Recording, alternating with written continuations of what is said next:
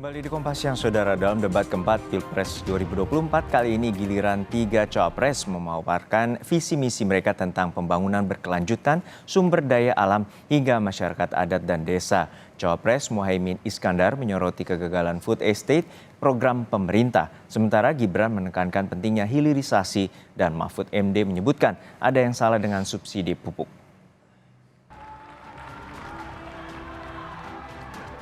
Cawapres nomor urut 1 Muhaimin Iskandar memaparkan ironi kepemilikan lahan oleh petani. Muhaimin juga menilai food estate yang pelaksanaannya dikomandani Menhan Prabowo Subianto telah mengabaikan petani, menimbulkan konflik agraria, dan merusak lingkungan.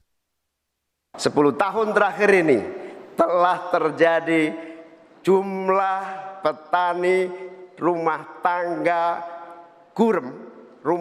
petani gurem berjumlah hampir 3 juta. Ini artinya 16 juta rumah tangga petani hanya memiliki tanah setengah hektar. Sementara ada seseorang yang memiliki tanah 500.000 hektar sebagai kekuasaan yang diberikan negara kepadanya. Di sisi yang lain kita sangat prihatin. Upaya pengadaan pangan nasional dilakukan melalui food estate. Food estate terbukti mengabaikan petani kita, meninggalkan masyarakat adat kita, menghasilkan konflik agraria, dan bahkan merusak lingkungan kita. Ini harus dihentikan. Calon Wakil Presiden nomor urut 2, Gibran Rakabuming Raka, menyebut hilirisasi di bidang pertambangan, pertanian, kemaritiman, hingga digital menjadi program Prabowo Gibran. Hilirisasi dan transisi ke energi hijau juga dapat menyerap 19 juta tenaga kerja baru.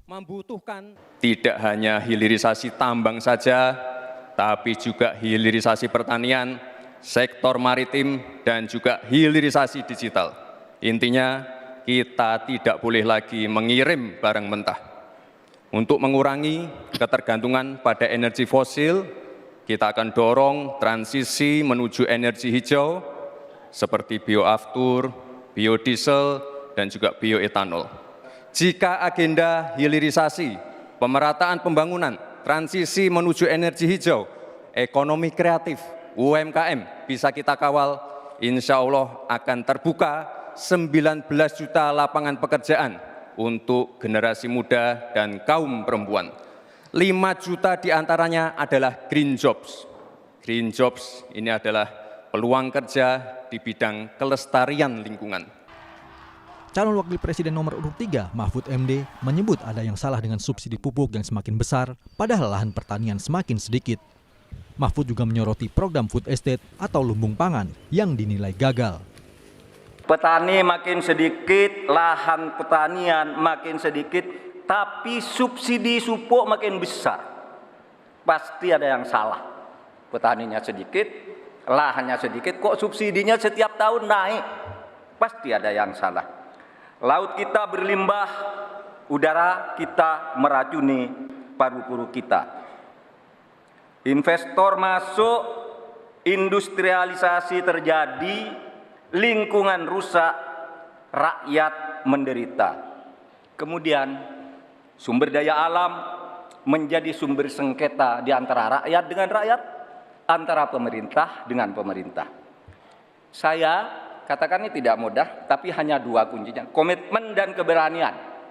Maka kami punya program petani, bangga bertani di Laut Jaya, nelayan sejahtera.